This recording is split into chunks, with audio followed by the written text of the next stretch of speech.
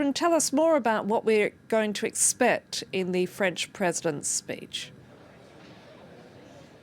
Indeed, a big European day for President Macron all round today, Annette. We're going to see President Macron arriving just behind me here at the European Parliament in Strasbourg in just a few minutes' time. The formal reason for that is he's here for a ceremony marking the end of a year-long citizens' consultation on the future of Europe, very much a pet project of Emmanuel Macron's. But beyond this formal reason, there's much bigger significance for the French president. As you said, it's just a couple of days since this most Europhile of French presidents was re-inaugurated for his second term. And he's here to give his first major speech of this second term of his presidency. Also, later on, travelling to Berlin to visit Chancellor Scholz, reaffirming in one day the importance to President Macron of both the European Union and the Franco-German partnership.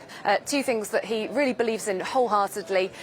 Very contrasting views, of course, to his second round rival in the presidential election, Marine Le Pen. The president's office telling us that in the speech that he's due to give here at this ceremony, there's going to be a key message he wants to put forward, reaffirming essentially the strength of liberal democracy as embodied in their eyes by the European Union against what's happening in Moscow today. They say that Vladimir Putin is affirming a revisionist version of history that's spilling blood on Ukrainian soil. And I think they're really hoping to get that strong, symbolic, parallel message out there today. Now, this conference on the future of Europe has been discussed in Strasbourg today, and that could lead to significant real changes to the EU, couldn't it, Catherine? Yes, and could is quite a key word at this point. We're going to see 49 draft final proposals put forward today to the heads of the three EU institutions that would have to come together to enact some or all of them. So these include things like ending the need for all 27 EU states to come together with unanimous decisions. You know, when we go to these European summits in Brussels, there are big decisions on things like sanctions packages or on the Brexit deal just a few years ago. Now they want to change that to have what they call a qualified majority voting system, because it's felt that too often big decisions are held up and stymied by the fact that just one or two states don't want to join in. There's also proposals for a pan-EU migration plan to be taken up by every single member state jointly, not individual nations doing their own thing.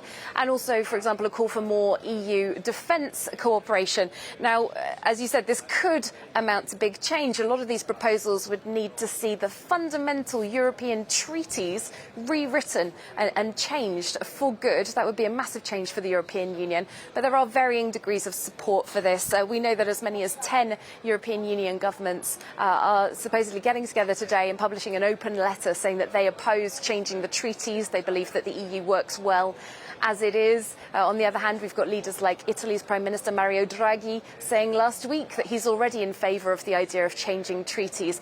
So there are those arguing that it's vital for European citizens to feel that their voices really are being heard in a concrete way. And that message particularly important, I think, for President Macron, who, as we know, was up against a strongly Euro-critical Marine Le Pen in the second round of the presidential election. 13 million French people voting for her and her proposals to come to Europe and rip up some of these laws.